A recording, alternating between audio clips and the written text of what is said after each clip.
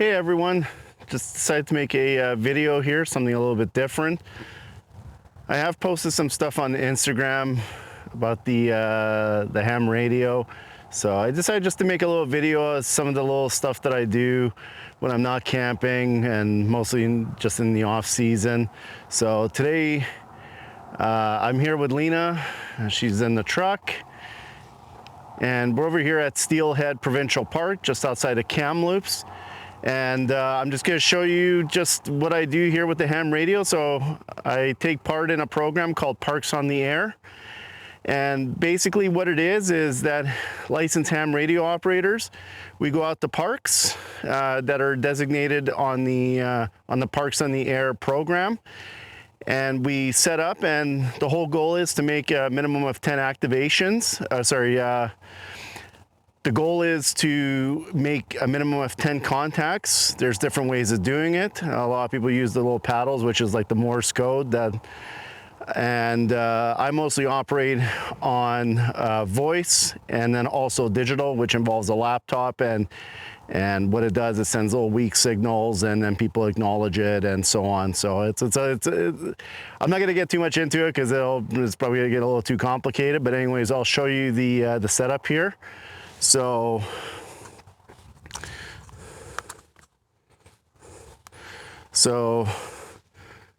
obviously consists of an antenna. So this is one of my antenna. This is a 17-foot telescopic antenna, and then there's the cord going into the truck.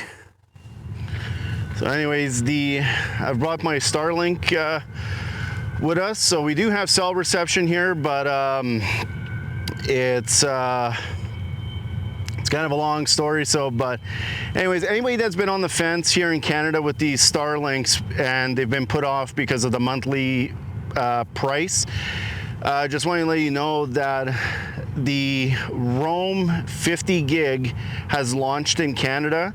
So the regular Roam rate, or the rate that we had since the dish was launched, it's about $190 Canadian every month. So with the new Roam 50 package, you're limited to 50 gigs a month, so it's sort of like your cell phone plan, and it's now $70 Canadian every month. So I was so happy to see it, so I've switched to it. And then also you get the benefit of you're still able to pause your plan at any time, and then there's no fees or anything like that. So I usually have my stuff paused for most of the year. It's just I keep it.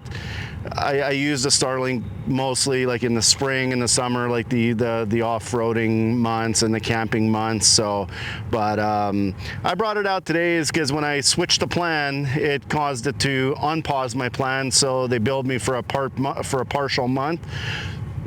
So I just decided, I'm like, I might as well obviously use it. So I brought it out, and it's been a while. So, got a chance to update its software or firmware or whatever it does.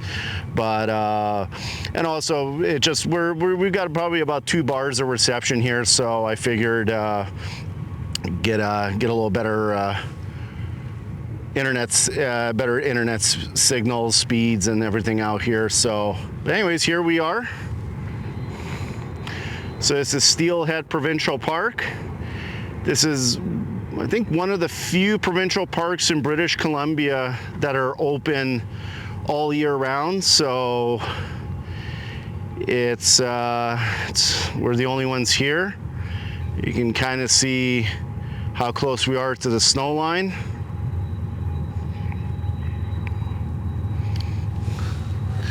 But yeah, let me show you what I've got set up here for the radio. So there's the wire, the cable, the coaxial cable going from the antenna. And then here's my little setup. There's Lena. And then, so here's my radio. So I've got it set up. Got my tablet here to record my contacts. So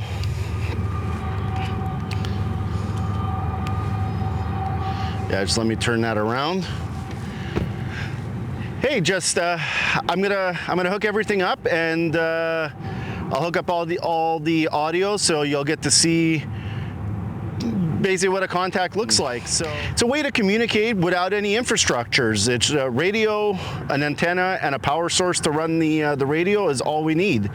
Is they could destroy every telecommunication infrastructure, and I would still be able to be able to talk to people around the world. So just recently, I chatted with a guy in Australia, and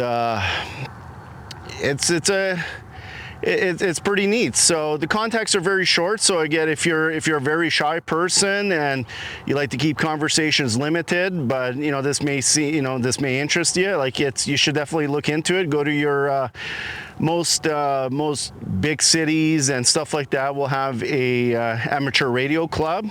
Is reach out to them. They'll have a lot of times they'll have open houses and stuff like that, and you should check it out. Like it's pretty fun. These contacts usually are very short. They're basically I reveal where my location is. They tell me where they're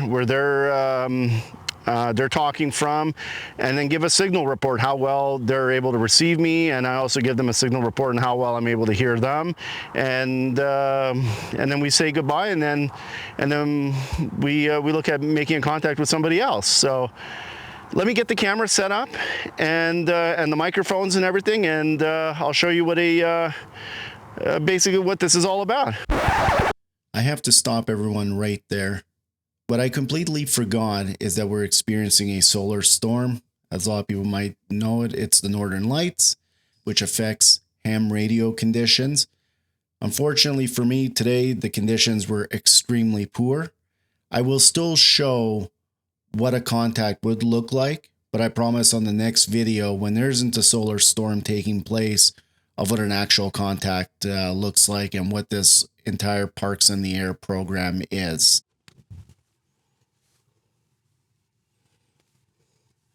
So one of the things that we also have to do is to make sure we're in our allotted frequency range. So there's certain areas that are marked off that you can transmit in certain ways. Is the frequency in use? Is the frequency in use? Victor Echo 7, Kilo Foxtrot Papa.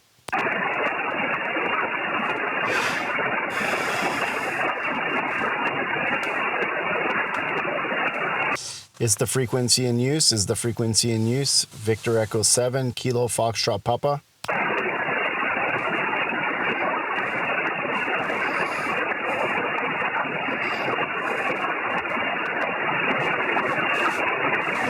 CQ, Parks on the Air. This is Victor Echo 7, Kilo Foxtrot Papa, calling CQ from Park Charlie Alpha 4144, Steelhead Provincial Park.